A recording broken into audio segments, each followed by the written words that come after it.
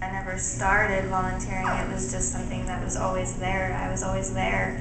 My mom was there, and I would come home after school, and I'd go straight to the shelter, and I'd bathe puppies, and I'd do all the little extra things that needed to get done.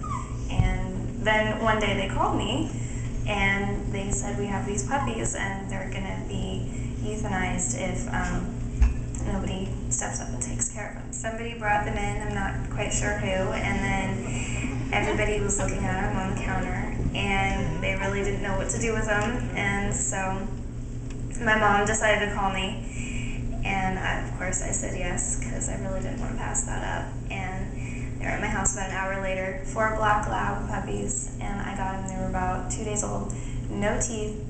Their ears were still closed, their eyes were still closed, they had no idea what was going on, and I borrowed a playpen from one of my mom's coworkers, and I kept them in that, and they'd be fed about every 3 hours, and you had to clean the bedding at least twice a day, and it was basically like taking care of a newborn. I mean, they'd cry at 3 in the morning just like any other baby would, The first couple nights we actually had them sleep with me, so they'd have body heat and stuff like that, so they'd feel close to something.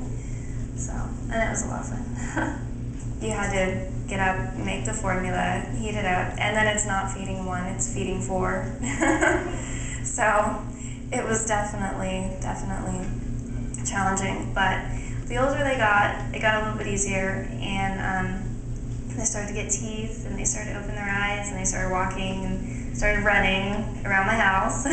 It was really cool. They were totally attached to me. They recognized my voice, and they would come to my voice.